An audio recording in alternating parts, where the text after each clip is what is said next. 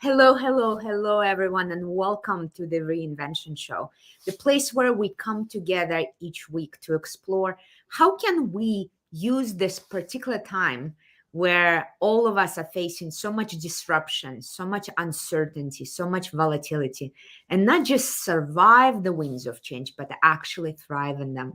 And if the research is any indication, we will be in this particular way of being for years and years to years.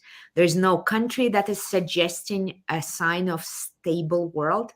There's no industry that looks like it will be a stable and predictable industry. There is no individual organization, for profit, non-profit, government, academia that is immune to change and disruption. It looks like this is our new normal. But this new normal requires new rules of the game. And we are here collectively joining from different parts in the world to explore those new rules, to write those new rules, and to show first pioneers, cases of organizations that are thriving in uncertainty and disruption. And I'm so excited that you're joining me today because today is the show about cases. Today, I will be joined by amazing guests. And together with this amazing guest, we will have a chance to share the cases that excite us right now. Pragmatic, real, tangible cases of reinvention that excite us right now. Let me know in the comments where you're joining us from. Which part of the world are you joining us from? I am still in Columbus, state of Ohio. I keep saying state of Ohio, United States, because US has more than one Columbus, in case you're wondering. And I do live and work in Columbus, Ohio, United States. You know that I'm originally from Kazakhstan and keep close ties to my Russian-speaking world. And of course, one of our guests is from Kazakhstan. I'm happy to see that Aliya is here. Welcome, welcome, welcome. Let me know in the comments where are you joining us from, which part of the world. It's always a very international community, and it's always exciting for me to see where are the community coming from. And it's my great honor that today's guest is not just a powerhouse in the world of reinvention, working in both for-profit and non-profit sector and doing complex projects such as reinventing the entire community, such as the city of Tampa. I'm very honored to have with me Chief Reinvention Officer and, of course, Chief Impact Officer here at the Academy, Sherri Sutton. Welcome, welcome, welcome. Thank you, Nadia. Thank you for having me on. Where are you joining us from? I am joining you from Tampa, Florida, where it's always sunny. Amazing. It's a snow behind my window. And Dr. Doug, of course, is joining us from Johannesburg in South Africa. Dr. Doug just got his certification. He's now a new member of Certified Reinvention Practitioner family. So welcome, Doug, and congratulations. Happy to have you. Sherri, this is a show about cases. This is a show about stories of reinvention that excite you today, because every day is a different day and every challenge is a new challenge. So is there a fresh story that is exciting you today, that has an interesting nugget, a lesson for our listeners that you think deserves to be shared? Let me know. I have lots of stories. How long do we have? Like 6 hours? I think if I wanted to pick the freshest story, it would be from this week. So I'll start there. And last time I was on this show, I did talk about the reinvention that we did in the city of Tampa and doing a full city summit. So I'll go back to that and say this week we had a board meeting with Connect and Propel Tampa. And we really talked about, okay, what's happening? Like, what are we doing? And one of the board members said, we need to stop focusing on people who need our help and change our focus to people who want our help. And when he said that, it brought all of these emotions up, right? And people were really going into that emotional based feedback. And immediately, because I study reinvention and use these tools, I went to the exercise that we do on day 4 of the Easy Reinvention Lab with the impact and readiness. And I actually pulled out my piece of paper, I brought it, full Nadia style, started drawing, right? And taking Post-its and saying, let's talk about the projects that we have and the impact that they're having, right? So project 1 is here and 2. And so you can see we just have this board with these little Post-its. And people just started talking about their projects, which brought the emotion level way down. And then I said, they do have impact. They are. I mean, all of these projects have impact, some not as much as others, but there's impact. So now let's talk about which ones the community is ready for today to be delivered by us. And that brought up all of this great communication because people started talking about, oh, you know what? We are not proven in certain areas, or we don't have enough success, or we don't have the results. And so that let us start talking about what the readiness factors are for us today and what we can do. And I use the appreciative inquiry framework a lot. Everybody knows that. Is anybody else on here appreciative inquiry facilitators? You have to put in the chat if you are. And one of the things David Cooperrider always says is, what's the smallest thing you can do to have the greatest impact? And we really changed that in our meeting because we were using that phrase. And we gave it the and, right? The yes and we said, what's the smallest thing we can do to have the greatest impact and that we're ready to do today? And that actually caused us to end the meeting by saying, we need to go back. We need to look at our vision and our purpose. And we really need to figure out how we can start by looking at what we're ready to do and the impact that will have. I absolutely love that case. And as we go through the years, the impact readiness matrix, that one tool, has emerged as one of the favorites across every type of project, every type of industry, every type of function. So the impact readiness matrix has become this golden tool. And of course, we do share that tool, and we share the applications of that tool and teach and walk through it during our Easy Reinvention Lab. Those of you who already participated in the lab before, give us a plus in the chat. And those of you who would like to participate, it's a free workshop. It's always live, never pre-recorded. You can watch a recording if you cannot join us live, but you have a chance to ask questions in the real life. It's a live event. It's free, it's live, it's online. It's very easy to join as a team. And in the chat, you will see a link how to register for the next Easy Reinvention Lab that is happening in just about 2 weeks, a little bit under. And we would love to share the impact and readiness matrix. Your story reminds me of this, let's stop, let's double click, let's rethink and reflect story from 2020. It's one of my favorite stories because we are thinking of partnering further with this wonderful student of ours. But there's a absolutely amazing company in textiles, Mimioriki, and the CEO and co-owner of this company, Inapienka, was one of our students in the Reinvention Academy. And she came to us in the middle of a crisis. And this is a company that produces children's clothes. And this is what they're known for: great textile, comfortable, lounging clothes, everything you can imagine for children's clothes. They are one of the only companies in the world to have the official license from Disney to produce all the clothes with Mickey Mouses and all other stuff. And they're a great children's clothes company, but they sold only in big malls, in their own single brand stores. And COVID, no malls, no single brand stores, and children, it's very hard to reach the parents. How do we even sell to them? So they use a different tool, the tool we teach in the day 3 of the lab, which is the adaptation of Blue Ocean Strategy Canvas, to understand the new needs of their customers. And if before the parents were mainly concerned, how do I how do I get best clothes for my child? Suddenly they were at home with their children, locked up for months. So they had a different need around looking presentable, but having a highly functional clothes that can survive a lot of wear and tear, which is what children's clothes is. And suddenly Mimioriki ends up with a new brand, Global Nomads, that is adult clothes using this one tool, the Blue Ocean Strategy Canvas. So we would love to share that tool with you as well. And I love when just one tool turns the company around. New brand, second brand. They didn't exit the children clothes. They just added adult clothes using what they know best, but adapting to the realities and the needs that are emerging in the moment. So I absolutely love that. And I know you shared that you did that yourself for your own business. Well, that was, so I did the Certified Reinvention Practitioner training in 2020.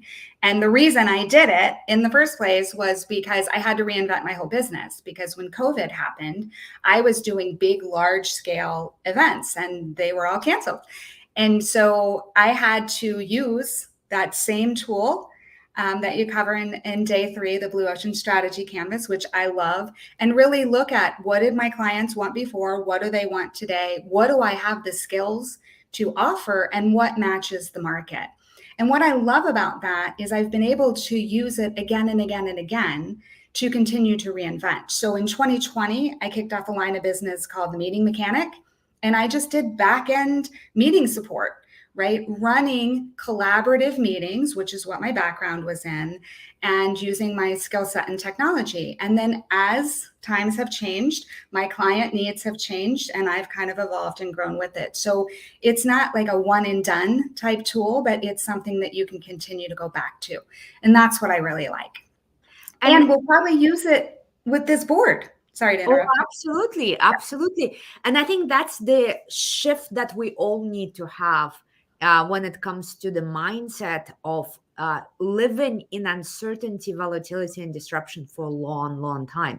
This is not how do we survive until things normalize. This is how do we thrive in this new normal, in the constant disruptions, in the constant change, in the constant volatility. And that means reinvention is not a big project we do once and we forget about it. It's what I keep repeating. It's like taking a shower. If we don't wash off on a regular basis, I begin to stink, my company begins to stink. And if we don't reinvent our products, our services, our team approaches, our processes, we will begin to stink as well. So I'm happy to see that many people who come to places like Easy Reinvention Lab come with a team, because it's much easier to develop common mindset and to work through the same set of tools so that we all co-align and co-direct ourselves. That's why, guys, again, if you're just joining us, the next Easy Reinvention Lab, it's free, it's live, it's online, 5-day workshop is starting on February 21st. There's a link in the chat. We would be happy to see you. So these are some of the stories. So reinventing in the nonprofit world, communities development, reinventing in textile business, reinventing in your own service business. What else excites you today? Well, I'm just going to go through the most recent things because I could talk about that all day. And one of them is this project that I've been working on for a for-profit organization. And when I first went in to work with them, the first thing I realized is that we needed to develop that reinvention mindset that you're talking about.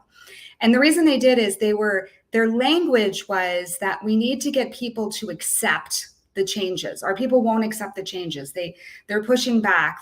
They don't have the buy-in. So we need to communicate in a different way. And their strategy was they really wanted to develop the communication to get people to adopt what they were giving.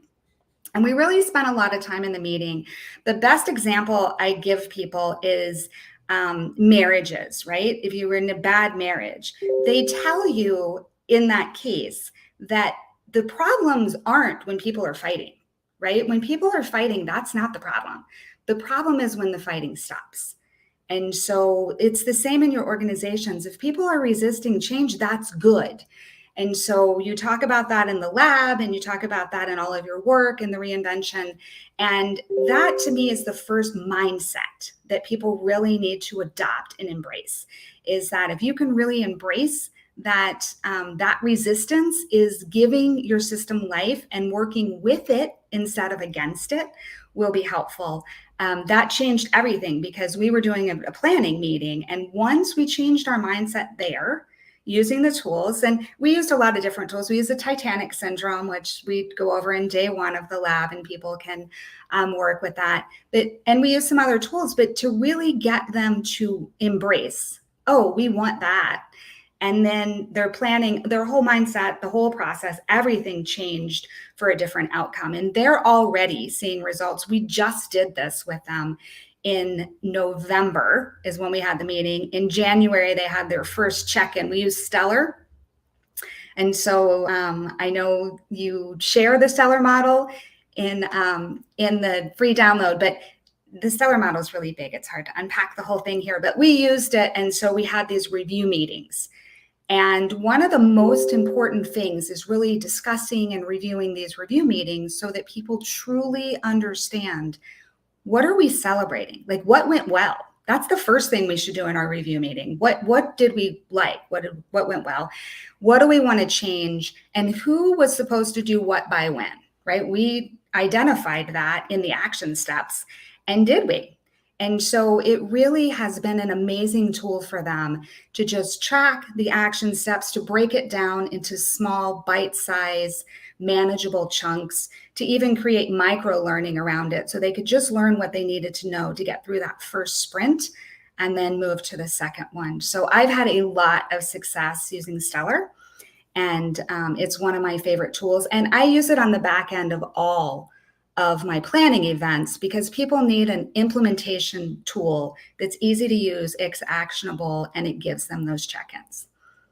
Love that. So let me double click on some of the things that you said. Number one, resistance to change. Just recognizing that resistance to change means you are healthy, you're normal. Yeah. You're not working in a cult where any idea is immediately gets yes ma'am reaction. This is a sign that your company is healthy, that it's thriving, that it has an immune system that double checks. Is this new idea really helpful and useful, or is it maybe a virus or something dangerous in the environment? So just that mental shift, that we don't need to fight resistance. We need to use and respect resistance and use it artfully in our reinvention process is so important. Is a beautiful story. So this, I think Maya is reacting as well, is that when people stop fighting, that's a problem. I think that's true for many of us, is that we think that fighting, and I'm not talking about physical abuse, let's be very clear. Neither am I talking about emotional abuse, not fighting like calling each other names. I mean, healthy, normal conflict is a sign that we are in a healthy situation. There's a famous phrase in business and in life: if two people always agree, one of them is unnecessary. If two people always agree, one of them is unnecessary. So we need that diversity of opinions. We need that healthy pushback to make sure that we are reflecting and double clicking and checking and not going too far. So being respectful of resistance, having a reverence for resistance, and knowing how to use resistance as a force for good is so important. And I see that Frank just joined us from Berlin. Love that, Frank. We are sharing the best cases of reinvention. So you're welcome to chat, put in the chat what are the cases that excite you today. And I see that also Sonia is talking about how this is a process, that reinvention is a process. It's a regular thing. Those of you who never seen Stellar but want to know more of what in the world did Sherri just talk about, the Stellar model, you can download the handbook, the 85-page PDF. There will be a link in the chat for free download, and you will see there the two versions of the Stellar tool. You can use the grid version or the canvas version, and it's so fast becoming the world's favorite reinvention tool, because it is such a real need to find a way to think about strategy, not as the set in stone Bible, but more of a, how do we think of strategy as an adaptive process that allows for flexibility and discipline? We're afraid that if we're just doing discipline, we're not adaptive enough. We're not able to respond to a new situation on the market, maybe a COVID-19 disruption, maybe a supply chain disruption, maybe a regulatory disruption, maybe competitor disruption. So the strategic plan needs to have some flexibility built in to adapt, but at the same time, it cannot be with no discipline at all. And most of the tools have one or the other, and Stellar merges the two. So in the chat, you will find the download for the 85-page preview of the handbook. And in that download, you will find two tools, and one of them will be Stellar. So I would love to hear your feedback on Stellar. Any other cases? Anything else? So Stellar has been my go-to tool, but I have a new favorite tool. And the reason I do is I was working with a client at the beginning of the year, and what I realized is this reinvention cycle tool really is so important. And I didn't realize how important it was until I went in to meet with them. So I've been working with this client for years, and they are really, really good at blowing things up. Right? They're good at tripling their business in 6 months. They're good at, changing their whole line of business and doing something good. They're really good at it. It's their strength. And, any strength overused becomes a weakness. And so when I went to meet with them, they were like, we need you to help us. And I was thinking I was going to use Stellar with them, which I did. But first, they needed help understanding no new things until we create the systems for the ones that you have. Like, you're really in this reinvention cycle all the time. And they're like, that's great. We're innovators. We're reinventors. We're doing it. And I was like, it's not great because it's taxing your system, right? It's great that you're able to do that in the beginning to get a new product going and to launch. That was great. But before you do that again, we need to make sure that this is working. We need to put the systems in place. We need to make sure that this is even the right fit for your business. I mean, it's really an experiment when they first do it because they're just going. And so once I had them understand that we needed to really reduce the length of time that we were reinventing and increase the system side, what they realized was they didn't have anybody on their staff that likes to do that. Because they're in this reinvention mode all the time, everybody loves blowing things up and creating new things. And what they really needed was to get that full system. And so I've been using that as my go-to tool so much recently because I think a lot of organizations in COVID specifically had to reinvent. So they're in this constant, and it worked, right? We saved our business, we reinvented. So now it's developed this mindset of we just need to keep finding the next best thing, but they don't have the systems in place to make the first one work. And so things start to unravel. And so that tool has really, really, really been very important in my work recently. And I think it comes with the different stages and where the world economy is, that different tools come to forefront and to the background. What Sherri is describing is, I won't go into the details of the tool, but I want to highlight the key concept, is that most of the time when we talk about change, transformation, innovation, reinvention, any word you use for renewal, we often think about what is the big push we are creating to jump to the next level. And it's the blow things up and build a new thing that is this exciting part of the process. Is let's give birth to a new baby. But then comes the baby needs to survive. The baby needs to be fed on a regular basis. The diapers need to be clean. There needs to be a system organized and supplies and processes and rituals and repetitive type of activities so that baby can actually make it to walking and talking and then later living a full life. So the second part of the cycle is less exciting, sometimes less, and I put it in quotation, sexy in the management talk. It's not exciting part to create standard operating procedures. It's not exciting to build IT systems, HR systems, financial systems, and so on that allow for that new thing to survive and thrive. It's kind of boring administrative process design and all of those work. But without creating those conditions, anything new we create will simply blow the system up. And how often we've seen companies where they couldn't survive because there's just too much new stuff going on. Some companies die because there's not enough new stuff, but there's plenty of companies that die because it's just too much. So the dance between blow things up, organize it, blow things up, organize it, is the difference. It's very close to flipping a house. First, there is a tear down, right? The demolition day that is so exciting, and then you create the design. But then there is, you need to do the piping, you need to do the electricity, you need to do the floor. All the boring stuff comes after that. They refer to that as the work Nadia, I'm not hearing you right now. It looks like you're on mute. Was it for a long time on mute or was I talking? Just while you were sharing Maya's comment.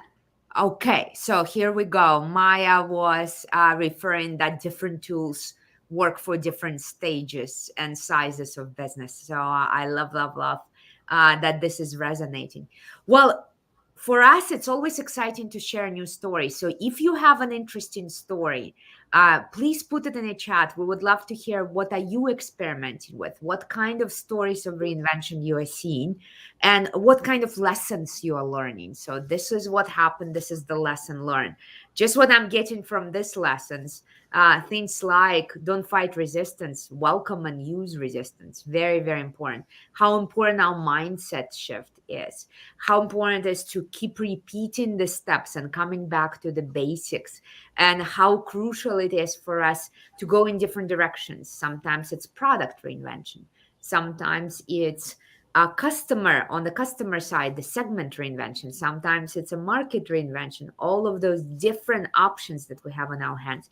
Any parting thoughts, any advice, anything you would suggest to our listeners, what they can take away today in wherever they are? Maybe they've never heard of reinvention before and they have no clue of any tools and jargon we use today, but they are probably facing a particular challenge or opportunity in their life. Any advice you can give as we're parting? I think my greatest piece of advice I could give you is if you're facing change or you need to work on any of the examples that we shared, just try the Easy Reinvention Lab, because those are the tools I started with.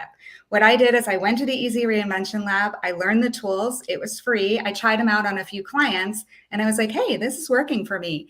And so that would be my best advice is to join the Easy Reinvention Lab and to do the work there, because it was actually doing the work that, and it didn't take a long time. It took me, I don't know, 20 or 30 minutes. That really helped me. And it helped me so much that I'm actually going to be doing sessions to help people if they want to talk about cases and real life scenarios and working through the lab. So my best advice would be join the lab. I love that advice. So just to let you know, guys, the lab is taking place for 5 days from February 21st to 25th. You don't need a full day at all, at all. We usually do about 1 hour of live workshop. And this time around, starting February 21st, Sherri will actually host kind of homework sessions later on. So you can take that day workbook. Usually it's one exercise. Usually you need 20 minutes tops to complete the exercise, but she will be guiding you through the homework. So there will be input session. And if you want to, you will be able to join Sherri and do the exercises with her. It's 5 days. It's simple. It's easy. You need about 1.5 hours a day. You can bring your team and you can bring a specific challenge. We have companies that came in with, we have a product that is not working. We have a process that is not working. We have a brand that is not working. Some people in consulting and coaching who are solopreneurs or in a very small company have their question about where do I take my consulting, coaching, training business next? What do I do? And they use that lab to reinvent themselves. And of course, some are focusing on their personal reinvention. So you're welcome to attack things like reinventing my health, reinventing my own career, reinventing the way I run my family, anything and everything. So I'm happy to see that this is resonating. As always, the links are in the comments. So if you want to join the lab, this is how the link will look. It's free, it's live, it's online. And if you would like to download, and this is not sounding good, but you want to read something up, you of course can download the PDF with a preview of the Chief Reinvention Officer Handbook, How to Thrive in Chaos. And Stellar will be one of the tools you can see. Thank you so much, Sherri, for joining me. And of course, thank you for hosting the homework sessions for our next lab, February 21st. We are very excited. Register today. Protect that space today. This will be excited. So thank you for joining me. Thank you. There you have it. This is our show for today. I'm excited that you joined us this time. As you can see, There's so many dimensions that we cover. Last week, we had the amazing Clement Sheshak, Chief Reinvention Officer of a very large corporation and co-owner of that corporation, joining us and talking about his view of reinvention, kind of big picture business view. And today it was very, very exciting to hear different cases and different lessons learned. So I love the diversity that our guests bring about. So I appreciate you joining us. I hope to see you at the lab. I hope to see you in our community. And I'm delighted that you decided to spend a little bit of this time with us. Have an amazing rest of the week. Stay safe, stay in a good space, and I will see you very soon at the next show.